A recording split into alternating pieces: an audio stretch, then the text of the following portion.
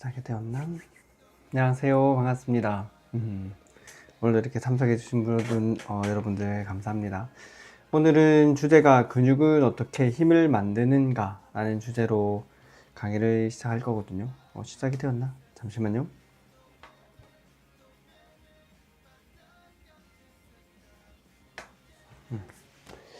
반갑습니다. 시작해 보도록 하겠습니다. 오늘도 참석해 주신 분들 감사합니다. 오늘은 근육은 어떻게 힘을 만드는가 라는 제목으로 강의를 한번 시작해 보도록 하겠습니다. 혹시 강의 듣기 전에, 시작하기 전에 좋댓 알구, 좋아요, 알림 설정, 구독, 댓글 부탁드립니다. 너무 어색하네, 이런 거 처음 해봐서.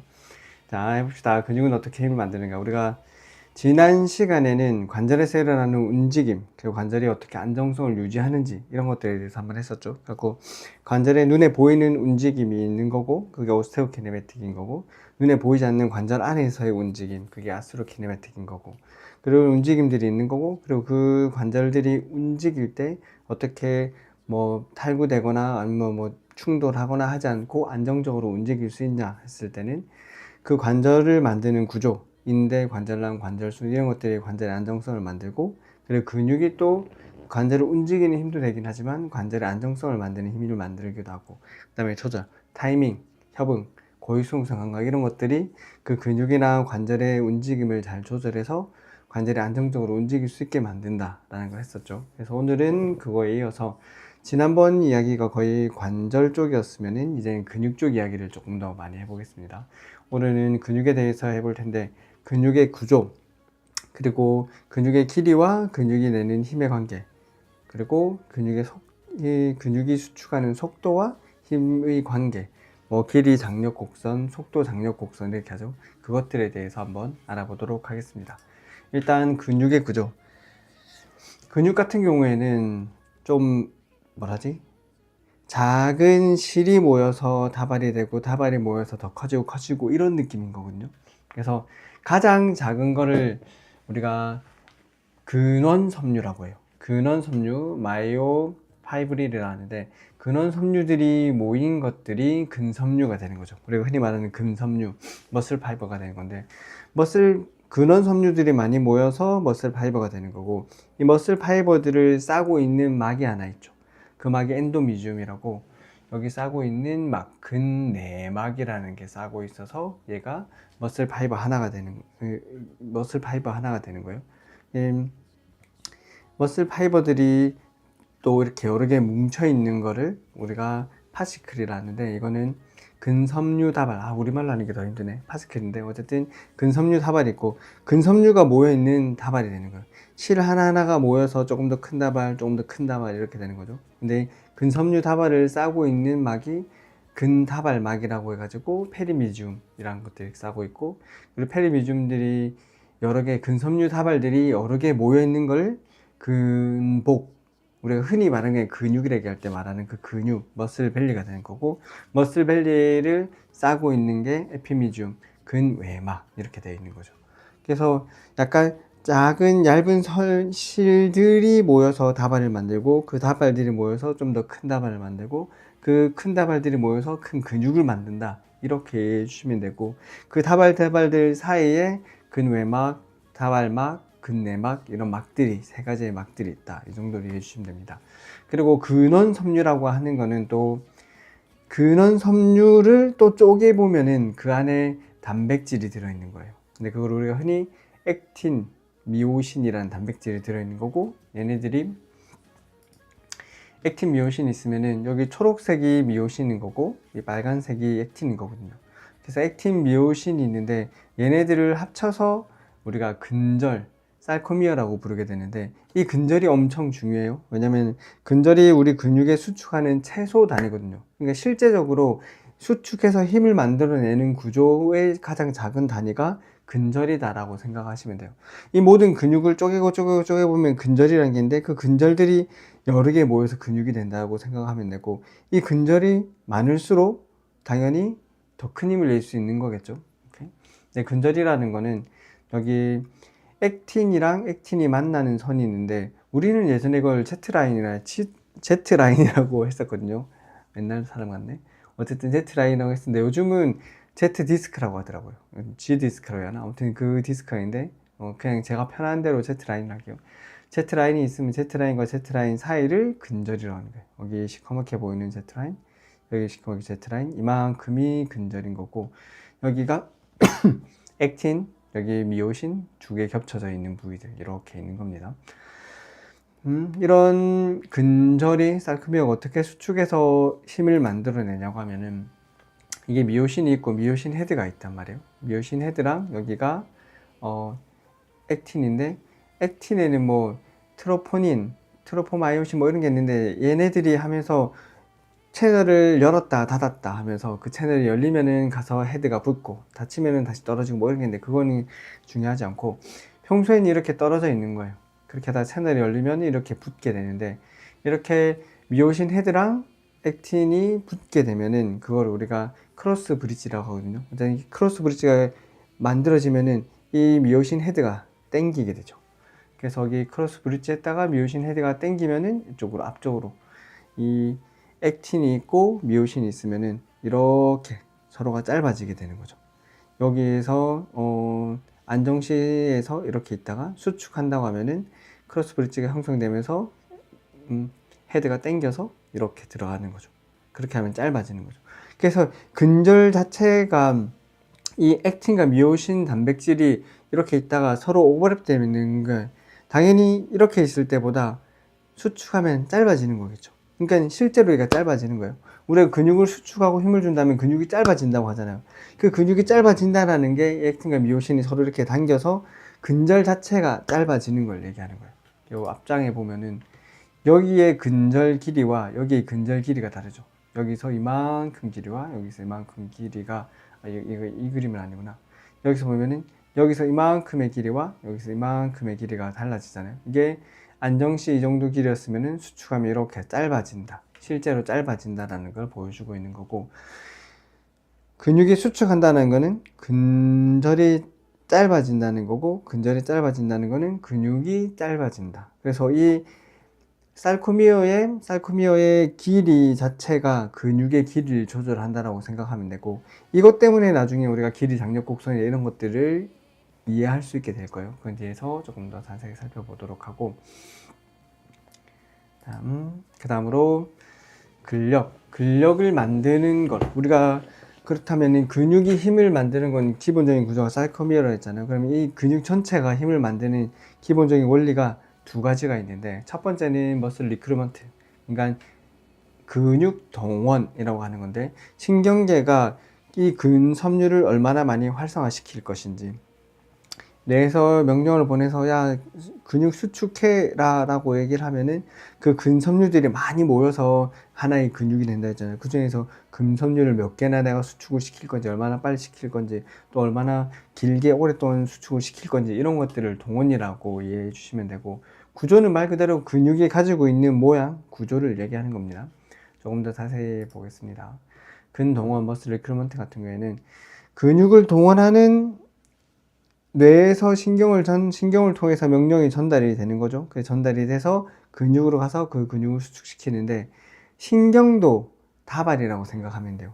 우리가 뭐 극상근 같은 경우에는 견갑상신경이죠. 견갑상신경이 척추에서 나와서 이렇게 극상근으로 온다라고 하면은 신경도 여러 개의 신경 섬유들, 축삭이라고 하는데 그 축삭들이 여러 개가 모여서 하나의 신경 다발이 되는 거고, 그 신경 다발을 구성하는 축삭 하나가 와서 근육 섬유에 지배를 하는 거예요. 그러니까 견갑상신경 하나가 극상근 하나를 지배한다라고 하면은 견갑상신경 안에 여러 개의 라인이 있는 거고, 그 라인이 극상근 안에 있는 여러 개의 근섬유 중에서 몇 개씩을 나눠서 지배하고 있다라고 생각을 하면 돼요.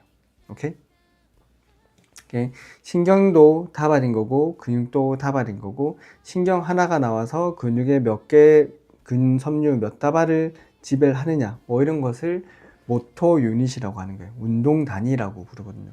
그래서 이 모터 유닛이 있는데, 모터 유닛이 얼마나 잘 활성화되느냐가 내가 힘을 얼마나 잘 주느냐와 연결이 되는 거겠죠. 실제로 재활에서 혹은 운동할 때 환자들을 운동을 시키다 보면은 실제적으로 근육이 약해지는 경우, 근육에 구조적인 문제가 있는 경우는 우리가 뭐 위크니스 혹은 근위축, 아트로피라고 부르게, 근육이 작아지는 쪼그라드는 아트로피라고 부르게 되잖아요. 근데 그런 아트로피 없이도 근육을 잘 못 쓰는, 힘을 잘 못 쓰는 사람들 있죠. 그런 사람들은 구조적인 약화가 아니라 이런 동원의 문제가 있는 거예요. 모터 유닛의 문제가 있든지 동원의 문제가 있는 것들이 있기 때문에 재활에서는 근위축이 있을 때 하는 스트렝스닝, 그러니까 근비대를 아트로피를 하이퍼트로피로 만들기 위해서 스트렝스닝 운동을 하는데 그 전에 먼저 동원을 먼저 만든다. 그걸 동원을 만든다는 게 요즘은 활성화시킨다, 이런 식으로 표현들을 많이 하죠. 특히 뭐 허리 아픈 분들 중에 보면 둔근을 잘 못 쓰는 분들이 있죠. 그래서 요즘 그런 말도 하잖아요. 둔근 기억 상실증, 둔근을 어떻게 힘주는지 모르는 분들. 그런 사람들은 둔근 자체의 위축도 있기는 하겠지만 그 위축보다 더 중요한 게 뭐다? 이 동원이 안 되는, 리크루먼트가 안 된다는 거죠. 그래서 재활의 처음에는 이 동원, 근육을 잘 쓸 수 있게 하는 것들을 먼저 조금 해야 하고 그 이후에 스트렝스닝으로 넘어간다 라고 이해해 주시면 되겠습니다. 이 운동 단위 하나가 활성화되는 걸 동원이라고 한다라고 하면은 이 운동 단위는 종류가 몇 가지 있어요. 그래서 운동 단위들이 크게 세 가지 정도로 나누는데 천천히 활성화되는 애가 있고 빠르게 활성화되는 애가 있고 그리고 그 중간인 애가 있고 이렇게 세 가지가 있다고 보시면 돼요. 천천히 활성화되는 애는 느리게 이게 활성되는 속도거든요. 느리게 올라오고 근데 완만하게 길게 가죠. 얘는 보면 운동 단위 하나가 좀 작죠. 축삭 하나가 지배하는 근섬유수가 작은 거예요. 그러니까 얘는 근섬유가 작으니까 당연히 큰 힘을 만들지는 못하죠. 작은 힘을 만들기는 하는데 조금 길게 만들 수 있어요. 그래서 조금 수축하는 시간이 길고 이거는 필요에 대한 건데 필요에 대한 저항성이 높은 거죠. 얘는 필요가 별로 없다라는 뜻으로 보면 돼요. 이게 낮아지면 필요가 많다라는 뜻으로 보면 되고, 그리고 빠르게 수축하는 애는 근섬유를 뉴런 하나가 근섬유를 엄청 많이 데리고 있죠. 그러니까 얘가 수축하면 힘이 빵 치고 오르는 건데 혼자서 여러 명을 감당하려니까 오래는 못 하는 거죠. 빨리 지쳐버려요. 그래서 빨리 떨어지고 빨리 지치게 되는 거예요. 그 지구력이 약한다. 그래서 느리게 수축하는 애는 오래 수축하고 지구력이 좋은 건데 힘이 좀 약하고, 빠르게 수축하는 애는 힘이 강한데 빨리 지치고, 그리고 중간은 그 중간쯤으로 있다라고 보시면 돼요. 이것들이 세 가지가 섞여 있는데 보통 우리 몸이 모터 유닛을 운동 단위, 이게 섞어서 하려니까 헷갈리네. 어쨌든 모터 유닛을 동원을 할 때는 순서가 있어요. 작은 거부터 주로 쓰게 돼요. 왜냐면 처음부터 큰 걸 쓰면은 조금 작은 힘을 줘도 될 때 큰 힘을 쓰게 될 수가 있잖아요. 그 말은 비효율적인 거죠. 에너지가 낭비가 될 수 있기 때문에 작은 것부터 해보고 이걸로 안 되네, 더 큰 걸로 이렇게 간다는데 그걸 뭐 사이즈의 법칙 이렇게 부르긴 하거든요. 어쨌든 그런 것들이 있고, 재활 초기에는 주로 큰 힘을 쓰진 않잖아요. 재활청에 통증이 있거나 이럴 수가 있기 때문에 저강도에서 안정적으로 컨트롤하는 걸 해야 하기 때문에 작은 운동 유닛을, 모터 유닛을 먼저 더 활성화시키는 운동들을 하게 돼요. 그래서 얘 위주의 운동들을 하게 되는데, 얘 위주의 운동이라는 거는 속도를 느리게 하는 거고 좀 지속적으로 하는 게 되겠죠. 당연히 얘 특징 자체가 느리게 수축하고 오랫동안 수축하는 거니까 이런 것들이 필요한 거고, 반면에 이제 회복 후반기나 스포츠나 일상생활로 복귀를 하려고 하면은 좀 더 큰 힘이나 빠른 힘들이 필요하겠잖아요. 그러면 이제 얘를 위한 훈련들을 하게 되는 거죠. 그거는 저항을 많이 준다든지 속도를 높인다든지 그렇게 되는 거고, 또 요것들에 따라서 우리가 뭐 지구력 훈련이라든지 파워 훈련이라든지 이런 훈련들을 선택해서 할 수가 있는 거죠. 이게 100% 그거는 아닌데 조금 우리가 자세를 유지하는 근육들, 흔히 말하는 속 근육, 안정화 근육들, 뭐 다이어근이라든지 로테이트 커프라든지 이런 애들은 주로 느리게 하는 애들이 많은 거죠. 작은 모터 유닛들이 많은 건데, 그래서 우리가 회전근개를 하든지 다이어근을 하든지 할 때는 움직임을 크게 혹은 빠르게 가져가지 않고 천천히 느리게 그리고 가벼운 무게로 운동하는 것들이 많은 거잖아요. 오케이? 대신에 우리가 광배근이라든지 대흉근이라든지 큰 근육을 할 때는 좀 큰 무거운 것들을 길게, 그리고 근데 오래는 못하죠. 근육을 수축을 최대한 길게 당겨서 쓰는 건 있는데 수축하는 시간은 좀 짧을 수밖에 없죠. 내가 뭐 이 랩풀다운 같은 거를 뭐 100개, 200개 이렇게 할 수는 없잖아요. 랩풀다운 당긴 걸 20초, 30초, 뭐 1분 이렇게 버티진 않잖아요. 대신 우리가 다이얼근이나 코어 머슬들 같은 경우에는 플랭크 하면 좀 시간을 길게 오래 버티잖아요. 어쨌든 내가 타겟으로 하는 근육의 내가 동원하고자 하는 모터 유닛의 특징을 알아야 하는 거예요. 그래서 그 특징들에 따라서 얘는 안정화 근육이 될 수 있고, 아니면 얘는 파워를, 스피드를 만드는 근육이 될 수 있고, 그것들에 따라서 내가 운동을 적절하게 적용을 해야 한다, 이 말이 되겠죠. 그러니까 이런 것들을 알아야지 할 수 있겠죠. 그리고 아까 모터 유닛으로 하나, 근육이 힘을 만드는 기본 원리 모터 유닛의 리크루먼트, 동원인 거고, 그 다음에 머슬 아크텍처, 머슬의 구조인 거잖아요. 머슬의 구조 같은 경우에는 네 가지를 주로 해요. 머슬 파이버들이, 그냥 근섬유들이 어떻게 어레인지 되었냐, 배열이 어떻게 되어 있냐, 배열이 어떻게 되어 있냐를 보는 건데, 배열 같은 경우는 이런 거죠.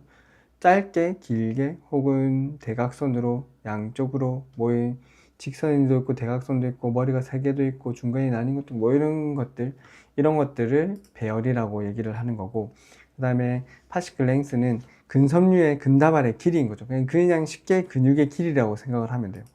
이렇게 짧은 근육도 있는 거고, 좀 긴 근육도 있는 거고, 긴 근육도 있고 좀 짧은 근육, 이런 길이가 있는데,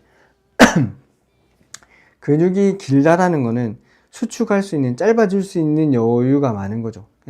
더 짧아질 수 있고 좀 더 빠르게 수축할 수 있는 게 보통 긴 근육들의 특징인 거고, 짧은 근육들은 길이 변화에는 불리한데, 보통은 짧은 근육들이 좀 두꺼운 경우들이 많다면은 짧고 두꺼운 근육들은 좀 더 큰 힘을 내기가 유리할 수 있다. 100% 그런 건 아니지만 어쨌든 약간 그런 식으로 이해를 해주면 되고, 페네이션 앵글 같은 경우에는 깃각이라고 하거든요. 깃각은 근육이 이렇게 수직으로 붙어 있는 애들도 있는데, 약간 핸던에서 대각선 쪽으로 이렇게 각이 있는 애들 있죠. 요 밑에 있는 애들이 다 깃각이 있는 건데, 이 깃각 같은 경우에는 이 힘줄에 근육이 붙는 각도를 얘기한다라고 보시면 돼요. 이 각도가 뭐 보통은 몸에 있는 근육들은 다 0도에서 30도 정도 사이에 깃각을 가지고 있다고 하는데, 이 깃각이 있는 이유가 뭐냐면은, 깃각이 있으면은 같은 면적이라 하더라도 근섬유들이 더 많이 들어갈 수 있어요. 그래서 텐던이 이렇게 있으면은 수직으로 직렬로 그냥 연결돼 있으면은 이만큼밖에 안 들어가는데, 대각선으로 연결돼 있으면은 훨씬 근섬유들, 여기 보면은 뭐 만약에 이게 10개 있다라고 하면은 이거는 한 그 3, 4배 이상은 더 많이 들어갈 수 있겠죠. 어쨌든 깃각이 존재하는 이유는 같은 면적 안에서 좀 더 많은 근섬유를 놓기 위해서 있는 거라고 이해를 해주면 돼요. 그리고 이런 근섬유들이 많아야지 근육이 더 튼튼하고 강한 힘을 만들어낼 수 있는 거니까요. 그리고 근육 구조에서 마지막으로 텐던, 힘줄 같은 경우에는 근육을 수축하는 조직인데, 힘줄은 수축성 조직은 아니잖아요. 대신 힘줄들은 조금 늘어나기는 나요. 탄성이 있어. 쉽게 아킬레스건 같은 경우에는 만약에 100m 달리기를 할 때 준비 자세를 하면은 돌질을 해 놓은 상태에서 딱 준비 자세를 하잖아요. 그럼 돌질을 하면 아킬레스가 쫙 늘어나면서 거기에 힘이, 탄성이 딱 저장이 되었다가 땅 하면 팍 밀고 나면서 칼프가 수축을 하는 동안 아킬레스도 같이 그 저장해놨던 힘을 방출해서 더 폭발적인 힘을 만들어낼 수 있게 해주거든요. 어쨌든 이런 텐던의 크기나 뭐 두께, 강성, 탄성, 이런 것들도 근육의 힘을 만드는데 영향을 준다라고 이해를 하시면 되겠습니다. 자, 그리고 근육이 있으면, 근육이 수축을 하면 힘을 만들어내잖아요. 근육이 힘을 만들어낸다고 했을 때 그 근육이 얼마만큼의 힘을 낼 것이냐를 대략적으로 생각해 볼 수 있는 게 PCSA, 이름도 조금 생소하긴 해요. 생리학적 가로 단면적, Physiological Cross Section Area라고 하는데, 이 말은 말 그대로 근육이 가지고 있는 단면적이 얼마나 크냐, 근육이 가지고 있는 단면적이 클수록 큰 힘을 낼 수 있다는 거죠. 근육의 최대 힘은 모든 근섬유의 가로 단면적 총합에 비례한다. 여기에서 보면은 이런 근섬유는 가로 단면적, 얘의 가로 단면적, 얘의 가로 단면적 이런 거죠. 그냥 가로 단면적이 클수록 큰 힘을 낼 수 있다라는 건데 빗근들이 조금 더 큰 힘을 내기에 조금 더 유리할 수 있죠. 왜냐면은 아까 얘기했듯이 계속 근섬유들이 훨씬 많으니까. 근섬유 하나가 단면적이 1이라고 하면은 10개를 가지고 있냐 100개를 가지고 있냐면은 훨씬 100개가 훨씬 더 큰 힘을 낼 수 있는 거겠죠. 어쨌든 그런 개념으로 얘를 한번 보면 되는데 그냥 쉽게 생각해서는 근육의 단면적이 커야지 큰 힘을 낼 수 있다. 그런데 이게 직렬로 연결된 근육보다는 약간 사선으로 연결되어 있는 빗근들이 훨씬 더 큰 힘을 낼 수 있다 정도로 이해해 주시면 되겠습니다. 그래서 우리 몸에 빗근들이 더 많이 들어있는 거예요. 자, 그렇다면 이런 근육이 sarcomere가 짧아지면서 뭐 수축해서 힘을 내는데 이 힘을 내는 게 근육의 길이에 따라서 혹은 내 관절의 위치에 따라서 힘내는 게 다르단 말이에요. 어떤 데는 내가 팔을 펴고 있을 때 드는 거랑 팔을 굽히고 있을 때 드는 게 다르죠. 물론 이게 지난번에 배웠던 이 모멘트 암 자체가 달라져서 그런 것도 있기는 한데 거기에 더해서 근육의 길이 때문에 또 힘의 차이가 생기게 됩니다. 첫 번째 보자면은 길이 장력 관계, Length Tension Relationship이라는데 길이 장력 관계를 하죠. 일단 근육이 힘을 만들어내는 거는 크게 두 가지예요. 우리가 아까 처음에 살펴봤던 게 액틴미오신 해가지고 sarcomere인 거죠. sarcomere가 만들어내는 힘은 우리가 흔히 말하는 액티브한 힘이죠. 능동적인 수축. 능동적인 힘인데 근육을 보면은 이런 근섬유들 말고 또 다른 게 붙어 있잖아요. 무슨 말이냐면 우리 아까 처음에 봤던 그림에 보면은 이런 근섬유들이 있고 여기 그림들을 확대해서 본다고 확대가 되나? 확대가 잘 어떻게 하는지 안 되겠네. 어쨌든 확대해서 본다고 하면은 이 근다발들이 있고 그 사이사이에 뭔가가 들어있잖아요. 근섬유만으로 근육이 다 꽉 차 있는 게 아니거든요. 이 근육 사이사이에 들어있는 다른 것들이 있는데 그런 다른 조직들을 우리가 어떻게 얘기하냐면은 스트럭처 포텐션, 구조 단백질이라는 것들이 들어있고 그 다음에 또 세포의 결합 조직이라는 것들이 들어있어요. 어쨌든 근섬유 말고 다른 것들이 또 같이 있는 거예요. 이게 여기 근섬유를 대표해서 sarcomere가 들어가 있는 거고 이건 근섬유 외에 다른 것들이 이렇게 들어있는 거예요. 근섬유들은 짧아지면서 능동적인 힘을 만드는 게 근섬유인 거고 얘네들은 늘어나는 거에 저항하는 거예요. 늘 패시브한 장력을 만들어내는 건데 패시브한 장력을 만들어낸다는 건데 이게 어떤 뜻이냐면은 고무줄이 있으면은 고무줄은 느슨하면 힘이 받진 않잖아요. 근데 늘어나기 시작하면은 텐션이 장력이 생기잖아요. 얘네들도 똑같다라고 생각하면 돼요. 늘어날 때 늘어나지 않게 저항하는 힘, 그걸 우리가 패시브 장력이라고 이해해 주시면 되겠습니다. 그래서 우리가 길이 장력 관계는 패시브이냐 액티브이냐 두 개를 따로 생각하거든요. 일단 패시브 같은 경우에는 근육, 힘줄, 결합 조직이 늘어나는 것에 저항하는 거예요. 아까 패시브 한다고 해서 얘만 패시브는 아니에요. 근육도 과도하게 늘어나는 거에 저항해요. 그 패시브 저항이 생기기는 해요. 어쨌든 패시브 텐션을 근육도 만드는데 근육이나 힘줄, 결합 조직 이런 것들이 늘어나면서 저항하는 힘을 패시브 텐션이라고 하는 건데 고무줄처럼 안정적일 때는 텐션이 없는 거죠. 근데 고무줄을 당겨서 늘리면은 고무줄이 끊어지기 전까지 늘리면은 그 텐션은 더욱더 강해지는 거겠죠. 우리 근육도 끊어지지 않는 한은 늘어날수록 비례해서 더 장력이 커지고 있다라고 생각을 하면 돼요. 근데 얘는 우리가 능동 장력이 아니라 수동 장력인 거예요. 이런 수동 장력이 보통 어떻게 쓰냐면은 자세가 안 좋은 분들 이렇게 척추가 좀 굽은 자세로 앉아 있는 분들 있죠. 그런 경우에는 능동 장력이 없고 수동 장력에 의지해서 내 몸을 세우고 있는 거예요. 보세요. 우리가 이렇게 몸을 세우고 있다라는 거는 중력에 대항해서 내 뼈대를 받치고 있는 무언가가 있을 거잖아요. 내가 바른 자세로 있다라고 하는 거는 기립근들 후방에 있는 근육들이 내 몸을 세우고 있는 거라 생각하면 되는데 이렇게 훅 내려앉아 있게 되면은 늘어나 있죠. 이때는 능동적으로 근육이 수축해서 이걸 잡고 있는 게 아니라 이런 더 이상 늘어나지 않으려고 하는 수동 장력에 의해서 이 힘을 유지하고 있는 거라고 생각을 하면 돼요. 오케이? 그런 식으로 우리가 수동 장력들을 사용하게 되고 근데 결국 안 좋은 자세인 사람들은 수동 장력에 계속 의존하게 되면은 능동 장력을 잘 만들지를 못하게 되는 거죠. 그러니까 이런 사람들은 힘이 자꾸 빠지고 자꾸 더 내려가는 거예요. 그 수동 장력에 의존하다 보니까. 근데 그런 사람들이 자세가 좋아지려면은 능동 장력을 만드는 것들을 연습을 시켜줘야 하겠죠. 나중에 뒤에 조금 더 살펴보기로 하고, 그 다음에 수동 장력이 있으면은 액티브 텐션, 능동 장력이 있겠죠. 능동 장력은 결국은 근절의 길이를 얘기하는 거예요.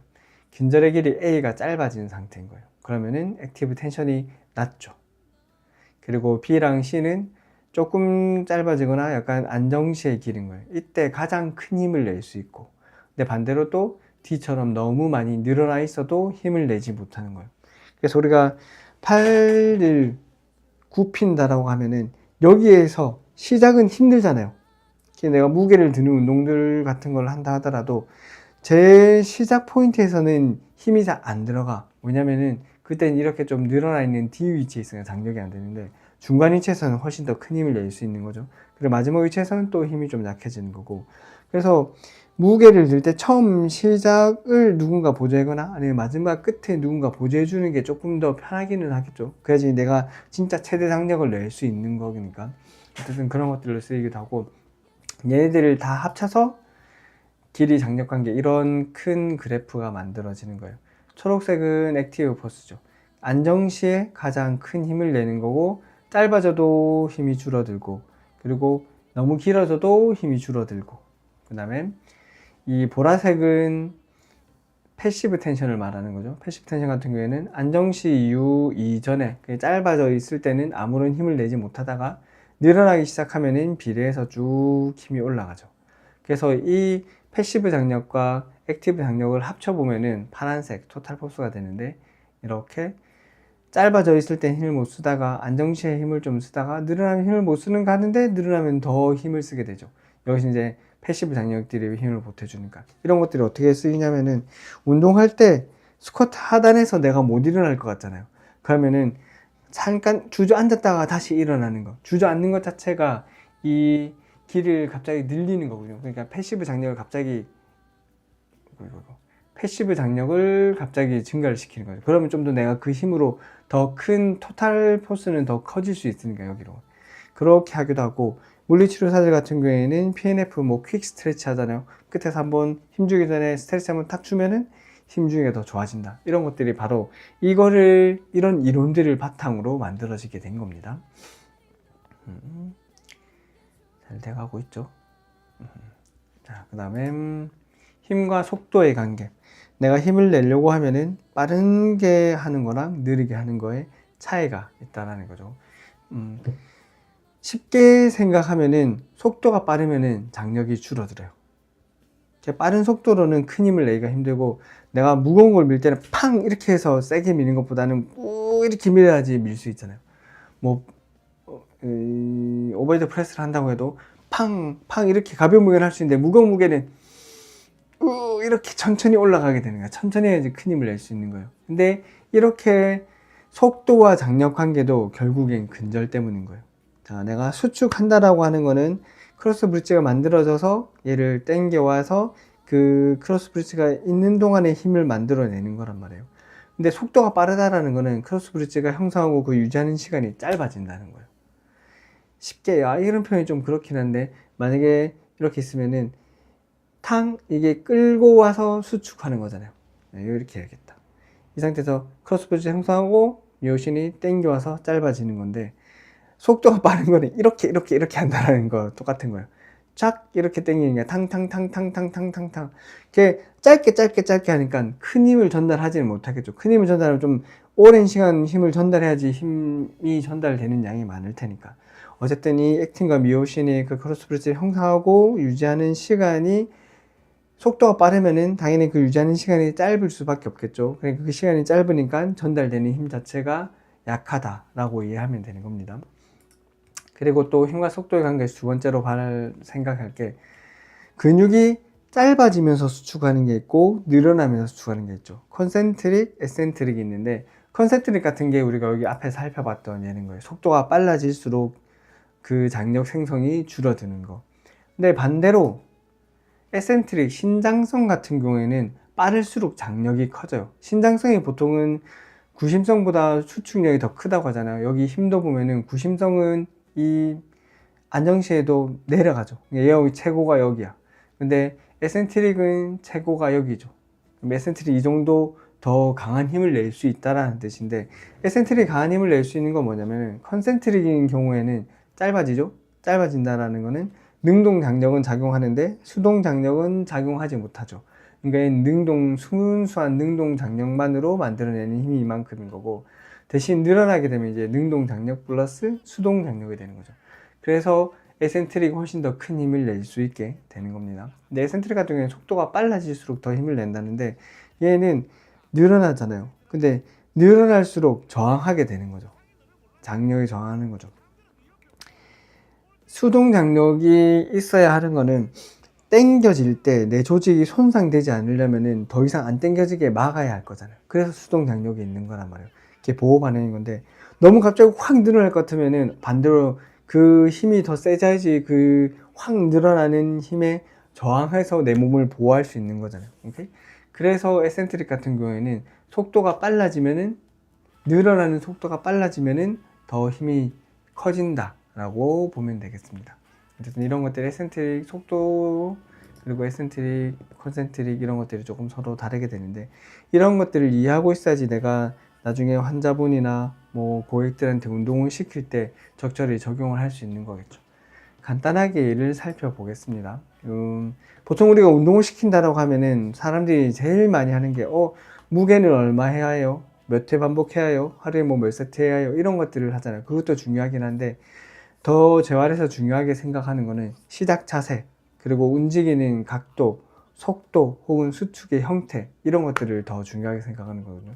재활에서는 보통 통증이 있다가 회복되는 사람들이 많으니까 중간 범위에서 시작하는 게 많죠. 그래서 중간 범위에서 아이소메트릭에서부터 시작하는 게 많아요. 통증이 있다라면 등척성부터 하는 거죠. 그냥 등척성에서는 힘을 주고 근육을 활성화시킬 수 있기는 하지만 움직임이 없으니까 통증이 잘 안 나오거든요. 그러니까 통증들도 보통 중간 범위보다는 끝 범위에서 많이 나오니까 중간 범위에서 운동들을 많이 시키게 되는 거죠. 그리고 통증이 있다면 등척성, 길이 변화가 없는 아이소메트릭한 운동들을 시키게 되는 거고, 그 위에 통증이 좀 줄고 나면은 움직임을 만들기 위해서는 구심성 수축을 시키는 거죠. 이만큼 많이 움직일 수 있도록. 이렇게 구심성이 되는 거예요. 오케이? 그리고 건재활이라든지 그 다음에 뭐 디셀레이션, 그러니까 감속이 필요한, 이거는 약간 재활의 후반기로 가는 거겠죠. 건재활 혹은 부상 예방, 감속을 위해서는 신장성 수축을 연습을 시키는 거죠. 신장성 수축은 늘어나면서 하는데, 아까 봤듯이 결국엔 우리 몸의 데미지를 줄여주기 위해서 혹은 우리 몸의 부상을 방지하기 위해서 보호 반응들이 많은 거예요. 갑자기 팡 달려가다가 갑자기 서거나 방향 전환을 하려고 하면 그때는 에센트릭한 근육들이 활성화하게 되는 거예요. 그러면서 그 속도를 갑자기 탁 하는 게 아니라 천천히 이렇게 줄여줄 수 있도록, 그 충격을 흡수할 수 있도록 해주는 거. 그래서 등척성을 사용할 거냐, 구심성을 사용할 거냐, 신장성을 사용할 거냐, 이게 목적이 조금 다르게 되는 거죠. 그리고 속도도 재활의 처음에는 대부분 느린 속도를 시작하게 되죠.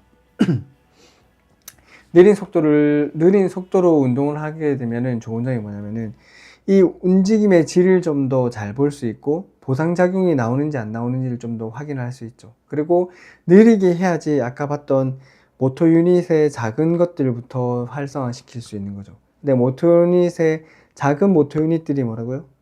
안정화 근육들이 더 많이 들어있는 거죠. 안정화 근육들은 작은 모터 유닛을 가지고 있으니까 섬세한 조절들이 가능한 거예요. 모터 유닛이 10개, 근섬유 10개를 지배하고 있는 모터 유닛이 하나 있고, 근섬유 하나를 지배하고 있는 모터 유닛이 하나 있어요. 10개 있는 애를 수축하면은 10이라는 힘을 이렇게 꽉 줘버리는 거죠. 그러니까 얘는 섬세하기보다는 한 번에 큰 힘을 내고 빡! 근데 하나만 있으면은 하나를 가지고 섬세하게 조절을 할 수 있는 거죠. 오케이? 그래서 우리가 안정화 근육들은 보통 작은 모터 유닛들을 가지고 있는 건데, 재활에서는 이런 안정화 근육들을 먼저 활성화시키는 게 중요하니까 느린 속도로 재활을 시작하는 게 좋은 거고, 느린 속도를 하면은 그런 작은 모터 유닛, 안정화 근육들을 활성화하는 거에 유리하기도 하고, 보상작용이나 다른 잘못된 움직임이 나오는지 내가 보고 확인하기에도 더 유리하고 하기 때문에 느린 속도를 하게 돼요. 근데 재활액에서 무조건 느린 속도로 하는 건 아니죠. 재활액 후반으로 가서 기능이나 퍼포먼스 상승에서는 속도를 높여서 해야 하는 거죠. 오케이? 예를 한번 들어보자면 첫 번째 그림은 회전근개인 거죠. 회전근개를 할 때는 빠른 속도로 하는 것보다는 천천히 하는 게 훨씬 더 유리하겠죠. 빠른 속도로 쿵쿵 하는 거는 회전근개, 왜 회전작용 한다고 해서 무조건 회전근개만 활성화는 되는 게 아니잖아요. 쿵 하면은 후면 삼각근개 이런 것들이 더 빨리 작용을 하게 되니까 조금 더 천천히 지그시 갔다가 돌아오거나 아니면 중간에서 아이소메트릭들을 섞어주거나 하는 것들이 작은 근육, 회전근개만 타겟으로 운동하기에 훨씬 좋은 거죠. 그리고 여기에서 우리가 주로 많이 하는 게 이 그림에서처럼 팔을 몸 옆에 붙여놓고 이 방향으로 많이 하잖아요. 이렇게 하는 이유가 뭐냐면 여기서 외전하는 동안 외전할 때 외전이 잘 안 되는 분들이 제일 많이 나오는 보상이 팔꿈치를 드는 거거든요. 이때부터는 외전인 거예요. 외전이면 삼각근이 주동으로 가는 거니까 여기서 줄을 걸고 당기는데 당길 때 외회전으로 안 당겨주면 외전으로 같이 당겨가죠. 그래서 팔꿈치를 붙이려고 하는 거예요. 근데 이 외회전을 만드는 극하근 소원근 같은 경우에는 근섬유의 방향이 약간 수평인 것도 있고 대각선인 것들도 있단 말이에요. 소원근 같은 경우에 대각선이 훨씬 더 많죠. 그러면은 내가 이렇게 수평으로 하는 것보다는 약간 팔을 떼고 이게 잘 안 보이네요. 팔을 이렇게 팔꿈치에서 이 정도 떼고 몸통에서 팔꿈치 정도 떼고 거기서 외전을 시키는 거죠. 그러면은 한 중 45도, 60도 정도 했을 때 외전을 잘 하면은 회전근개 쪽에 자극이 훨씬 더 많이 와요. 왜냐면 회전근개 극하근의 근섬유 방향 자체가 약간 대각선으로 되어 있어서 이 수평에서보다는 약간 대각선 45도나 60도 정도에서 훨씬 더 수축을 시키기가 좋은 거예요. 그래서 이런 것들을 우리가 아까 봤죠. 근섬유의 배열 같은 걸 보고 그걸 내가 생각해서 이렇게 했을 때는 수평으로 외회전을 하게 되면은 제일 위에 있는 섬유들만 될 거고 약간 옆으로 벌릴수록 대각선으로 있는 극하근의 섬유들, 소원근의 섬유들을 더 많이 활성화시킬 수 있겠죠. 그런 것들을 하게 되는 거고 허리가 안 좋은 사람, 자세가 안 좋은 사람들 이렇게 되면 허리가 둥그러지고 여기서 허리가 둥그러지고 아까 얘기했듯이 수동 장력에 기대서 이렇게 힘을 키우고 있잖아요. 근데 이런 자세에서 내가 자세가 좋아지기 위해서 허리를 바로 펴라고 하면은 대부분의 사람들이 그렇지만 오래 못 버티죠. 이렇게 있으면 허리가 아프고 못 버티고 아휴 내려가 버린단 말이에요. 그게 왜냐면은 내가 수동 장력에 있다 보면은 근육들이 억제되거나 아니면 근육들이 약화되기 시작하는데 그 중에서도 특히나 작은 근육, 속근육, 허리 같은 경우에는 다혈근이나 뭐 로테이터 같은 것들이죠. 이런 작은 근육들이 훨씬 더 위축이 빨리 오게 되고 억제가 많이 되게 돼요. 그래서 내가 이런 자세에서 허리를 펴시하고 펴면은 뭘로 펴는 거예요? 기립근으로 펴게 되는 거예요. 기립근 같은 경우에는 큰 근육이죠. 큰 모터 유닛을 가지고 있는 근육들이란 말이에요. 큰 모터 유닛을 가지고 있는 근육들의 특징은 지구력이 떨어지는 거죠. 그래서 힘을 줘서 내가 허리를 펼 수 있긴 한데 오래 못 버티고 다시 내려가는 거예요. 근데 이런 사람들 허리 좋게, 자세 좋게 만든다고 이걸 많이 하는 것도 도움이 될 수 있긴 하겠지만 이것만 가지고 기립근만 키우면 안 되는 거예요. 허리 아픈 사람들의 특징이 이렇게 허리를 기대지 않고 앉아 있을 때 기립근이 과하게 활성되어 있는 경우들이 오히려 허리 안 좋은 거거든요. 사실은 내가 이 허리를 펴고 기대지 않고 앉아 있을 때 허리를 만져보면은 기립근이 톡 튀어나와 있는 느낌이 나, 땅땅해져 있는 느낌이 나면 안 돼요. 오히려 그 속에 있는 다혈근들이 활성화되어 있으면은 그렇게 세게 느껴. 잠시만요. 아닙니다. 그렇게 다혈근들이 활성화되어 있으면 겉에서 만졌을 때 기립근들이 올라오지 않거든요. 오케이? 그게 차이인 거예요. 그러면은 우리가 이런 자세가 안 좋은 사람들 자세가 좋게 만들기 위해서 무조건 기립근 운동을 시키는 거는 좋지 않다. 자세라는 거는 결국 짧게 이렇게 하고 끝내는 게 아니잖아요. 조금 길게 가져가야 하기 때문에 보통 자세 유지근들이 대부분 동원 단위가 작은, 모터 유닛이 작은 근육들인 거고, 그런 근육들을 흔히 속근육, 장근육이라는데 그런 근육들을 활성화시키기 위해서는 강하고 짧고 굵고 이런 것보다는 느리고 천천히 그 다혈근을 타겟해서 버티는 운동 이런 것들을 시켜야 한다는 거죠. 어쨌든 이런 내용들을 이해하고 있어야지 환자에게 진짜 필요한 게 뭔가, 이 사람이 진짜 퍼포먼스를 위해서 속도를 빠르게 할 건지, 속도를 느리게 할 건지, 아니면 내가 기립근을 활성화시켜야 할 건지, 다혈근을 먼저 활성화시켜야 할 건지, 이런 것들을 환자분에 맞게 적용해 줄 수 있는 거겠죠. 그렇습니다. 자, 제가 준비한 건 여기까지고, 오늘도 마지막으로 질문을 좀 받고 끝내도록 하겠습니다. 질문 있으시면은 질문해 주세요.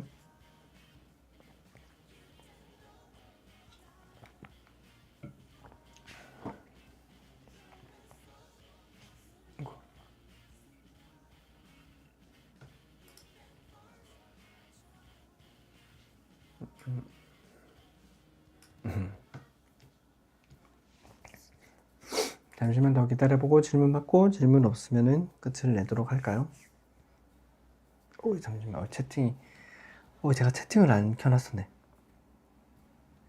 안정화 근육이라면 정확히 어떤 건지 말씀해 주실 수 있나요? 안정화 근육이라는 거는 그거죠. 흔히 말하는 속근육이 4개 딱 정확하게 완전히 나눠져 있는 건 아니에요. 삼각근도 안정화 작용을 하기는 하는데, 편의상 나누자고 하면은 뭐 다혈근이라든지 로테이터 커프라든지 이런 근육들, 혹은 견갑골에서는 점거근이라든지 하부승모근이라든지, 목에서는 앞쪽에 있는 심부경추 굴곡근이라든지 이런 것들을 우리가 안정화 근육들이라고 하는 거죠. 다혈근 같은 경우에는 다혈근에서 대표적인 운동이 그거죠. 버드도구, 개세 운동. 네발기기 자세에서 팔다리 이렇게 교대를 드는 거. 그런 것들이 대표적인 다혈근 운동이고, 다혈근 운동은 또 다른 것 중에서는 조금 느린 속도로 운동하는 게 로그롤이라는 운동이 있어요. 옆으로 누운 상태에서, 로그롤 아마 유튜브 검색하면 아마 나올 거예요. 로그롤이라는 걸 통해서 하거나, 아니면 이거 운동 이름이 생각나지 않는데, 어쨌든 뭐 네발기기 자세에서 이런 회전, 척추의 회전을 조절하는 운동들이 주로 다혈근 운동이죠. 제일 대표적인 그냥 버드독 운동이라 하면 되고, 유튜브에 쳐보면 운동들은 엄청 많이 나올 거예요. 그리고 다른 질문이 또 있으신가요? 아까 여기서 참 제가 빼먹었네. 회전근개 운동, 우리가 외회전으로 이렇게 하기도 하잖아요. 근데 회전근개를 활성화시킬 때 이렇게 엄지를 앞으로 놓고 천천히 회전을 시키는 거예요. 내회전 천천히, 그리고 외회전도 천천히 시키는데, 이때 주의할 거는 속도가 빨라지거나 가다가 덜컹덜컹 멈추면 안 돼요. 다혈근이 한다. 로테이트 커프가 진짜로 잘 활성화되는 사람들은 느린 속도로 지그시 이렇게 움직이는 움직임들을 가져갈 수 있고, 근데 삼각근이 그 보상을 많이 하게 되면 속도가 빨라지거나 아니면 멈추는 이런 느낌들이 많이 나거든요. 이걸 가지고도 우리가 이 사람이 회전근개를 잘 쓰는지 아니면 보상이 일어나는지 이런 것들을 확인할 수 있는 거예요. 대부분 작은 근육들은 속도를 느리게 잘 조절해서 할 수 있고, 큰 근육들은 속도가 빨라지거나 멈칫멈칫 끊기는 느낌들이 날 수 있다 라고 이해해 주시면 됩니다. 오케이. 봅시다. Less affected side line. 그러니까 아프지 않은 쪽으로 옆으로 누운다는 말인 거죠. affected로 extremity 운동 3가지 정도. 이게 뭐 너무 범위가 큰 것 같은데 질문에. 잠깐만, 내가 지금 채팅창을 안 쳐놔서 이걸로 봐야 하는데.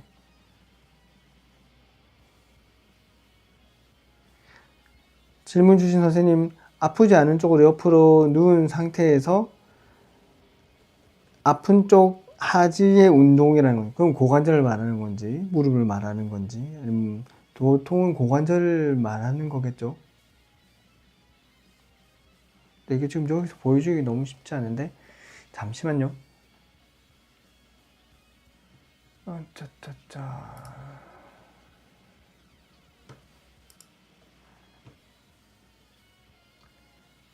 이거 찾기 너무 힘들겠는데. 제 쇼츠나 이런 거에 보면은, 쇼츠 아니면은 저 인스타 릴스에 보면은 옆으로 누워서 하는 운동 이런 것들이 몇 개 있을 거거든요. 로그롤도 아마 있을 텐데 지금 못 찾겠네. 그래요. 이 운동은 한번 제 쇼츠들을 한번 쭉 한번 훑어보세요. 그런 것들이 있을 거예요. 지금 제가 당장 찾지를 못하겠어요. 그리고 계신 분들한테 제가 이걸 하니까 제가 계속 너무 혼자 하고 해서 소통이 잘 안 되는 것 같아서 단톡방을 하나 만들려고 하거든요. 그래서 제가 내일이나 돼서 단톡방을 인스타에 공지를 올리겠습니다. 그 단톡방에 들어오셔서 질문하고 싶었던 거, 질문 못했던 거 질문해 주시면 좋고, 그리고 또 제가 여기서 이렇게 해서 운동 같은 게 잘 안 되잖아요. 그런 것들은 그 단톡방을 통해서 운동 같은 걸 영상들을 또 링크나 올려드리거나 이렇게 한번 하도록 하겠습니다. 또 다른 질문 있으면 질문 받고, 없으면은 마치도록 하겠습니다.